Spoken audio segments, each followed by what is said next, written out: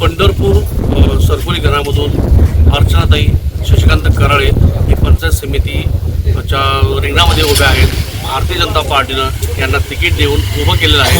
आता आपल्या सोबत आहेत स्वतः उमेदवार अर्चनाताई शशिकांत कराळे. आपण त्यांच्याशी गप्पा मारूयात. नमस्कार ताई. कुठली राजकीय पार्श्वभूमी तुमच्याकडे नाही तरी सुद्धा एवढ्या मोठ्या देशातील मोठ्या पक्षाने तुमचा विश्वास टाकून तुला उमेदवार आहेत, त्याबद्दल काय सांगा? मी पांडुरंग परिवाराची एकनिष्ठा आणि सामाजिक कार्यात म्हणजे मोलाचा हातभार असल्यामुळे म्हणजे आमची ओळख त्याच्यामुळे झाली. आता तुम्ही एवढे गावोगावी फिरताय, दारदारी फिरताय, प्रत्येक गावामध्ये आपण जाताय, काय प्रतिसाद आहे? कशा तऱ्हेने लोक तुमच्याकडे बघतात? म्हणजे चांगला प्रतिसाद आहे. त्यांची कामे आम्ही नक्कीच पूर्ण करून देऊ. विकास आता गेली 7 वर्ष झाली निवडणुका नव्हत्या, तर विकास कुठला आहे? विकास थांबलेला आहे. तर येणाऱ्या काळामध्ये जिंकून आलात तर विकास म्हणून तुम्ही कशाने काय पद्धतीने विजन म्हणून तुम्ही काय बघता? रस्त्याची अडचण, पाण्याची अडचण, आता म्हणजे वयस्कर बचत गटाचं म्हणते, घर नाही म्हणते, त्यांचं आम्ही काम पूर्ण करून देऊ एवढा विश्वास ठेवा तुम्ही आमच्यावर. महिला सक्षमीकरणासाठी बरंच काम आपण केलेलं आहे. बचत गटाच्या माध्यमातूनही आपण काम केलेलं दिसून येत आहे. म्हणून तर तुम्हाला भारतीय जनता पार्टीनं तिकीट दिलं हे सिद्ध होतंय. तर समोर जेवढे उमेदवार आहेत त्या उमेदवारापैकी नेमकं आव्हान कोणाचं वाटतं? कोणाचं नाही. आव्हान कोणाचं नाही म्हणजे विजय सोपा आहे असं वाटतं? नक्की खात्री आहे? नक्की. आणि हे सगळे बोलते ह्याच्यावरून तर विश्वास आहे नक्की. विजयाची नक्कीच खात्री आहे आणि जनसामान्यातला एक ठसा उमटवलेला आहे. कराळे सर हे एक उद्योजक म्हणून मानले जातात. आपल्यासोबत कराळे सर सुद्धा आहेत. आपण त्यांच्याशी गप्पा मारूयात. नमस्कार सर. राजकीय कुठलाही पार्श्वभूमी नाही, पण एक उद्योजक म्हणून तुम्ही ह्या पंचक्रोशीमध्ये फार प्रसिद्ध आहात. आपण असं दिसतंय दूधचा मोठा व्यवसाय आपला पंढरपूरमध्ये आहे आणि अनेक उद्योग आपण करता.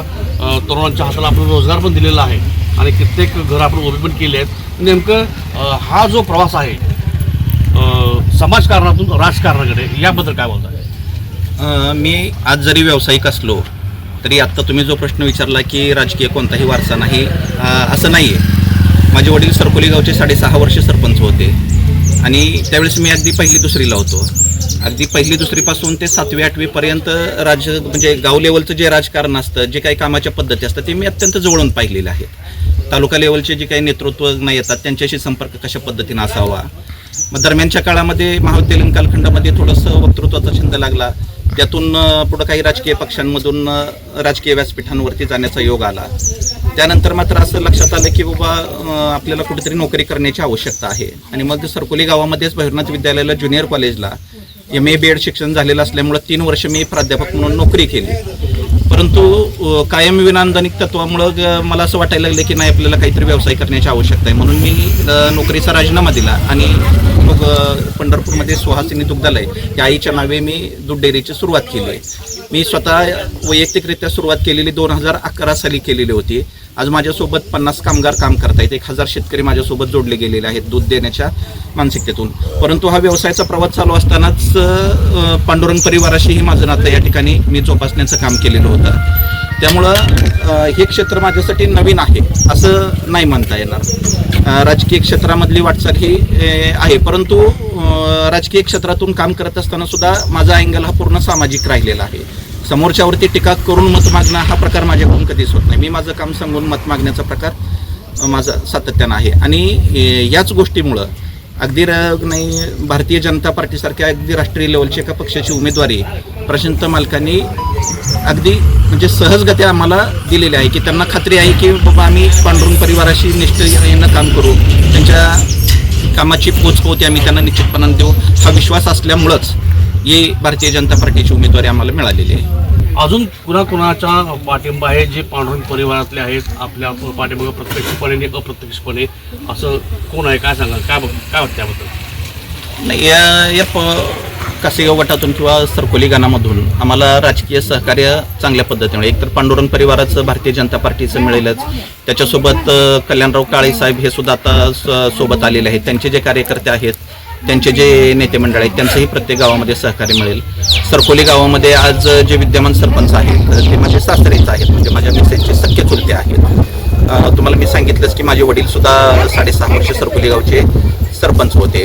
आता सध्या जे चंद्रभागा सहकारी साखर कारखान्याला जे संचालक आहेत संतोषप्पा भोसले ते सुद्धा माझे चुलत मेहुणेच आहेत. आणि अशी आणखी बरीचशी नावं आहेत की जे मला इथं सांगता येणार नाहीत.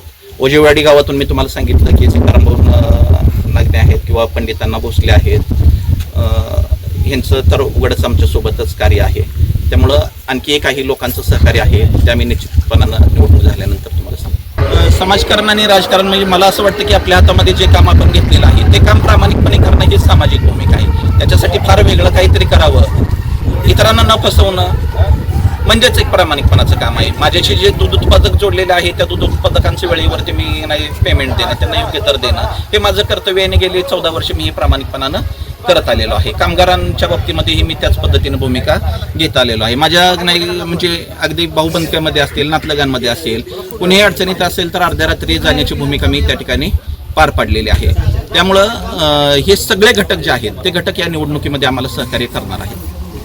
विजयाची खात्री कुठंपर्यंत वाटते? कुठंपर्यंत विजयाची खात्री वाटते कुठंपर्यंत? म्हणजे नक्की विजय होणार, व्हायलाच पाहिजे काय नेमकं काय म्हणतात? विजय होणार, हा नक्की विजय होणारच. त्याचं कारण मी माझ्याकडे श्रेय घेण्यापेक्षा भारतीय जनता पार्टीने जे काही इथल्या सर्वसामान्य जनतेसाठी काम केलेलं आहे, पांडुरंग परिवार आणि प्रशांत मालकांनी जो काही इथं सर्वसामान्य लोकांसाठी जो प्रयत्न केलेला आहे तो प्रयत्न आमच्या पाठीशी अत्यंत ताकदीनं उभा आहे. आणि वैयक्तिक आमचे ज्या काही गावभेटी आहेत किंवा गावातले संबंध आहेत त्या संबंधाच्या वरती निश्चितपणानं विजय हा आमचा होणार याची खात्री आहे.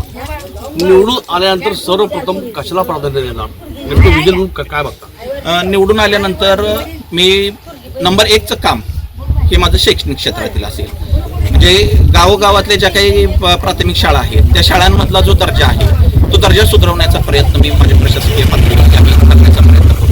आणि पहिल्यांदा मी उमेदवार म्हणून माझ्या पत्नीला देत असताना तिलाही तेच सांगितलेलं आहे की आपल्याला शैक्षणिक क्षेत्रामध्ये आपलं पहिलं काम करायचं आहे. पंचायत समितीच्या माध्यमातून कामाला मर्यादा राहत असल्या तर जिल्हा परिषद उमेदवार आपले हरिभाऊ गावंदरे आहेत, ते जुने अनुभवी आहेत. 7 सालापासून 12 सालापर्यंत त्यांनी जिल्हा परिषदेची उमेदवारी केलेली आहे. त्या अनुभवाचा फायदा निश्चितपणे त्यांना होणार आहे. त्यांच्याकडून निधी खेचून घेण्याचं किंवा प्रशांत मालकांकडून निधी खेचून घेण्याचा काम हे आम्ही निश्चितपणे करू. कारण गावगाड्यातल्या ज्या काही शाळा आहेत सर्वसामान्य लोकांची जी मुलं आहेत त्या मुलांची शिक्षणाची कुठेतरी आबळ होताना दिसते मला.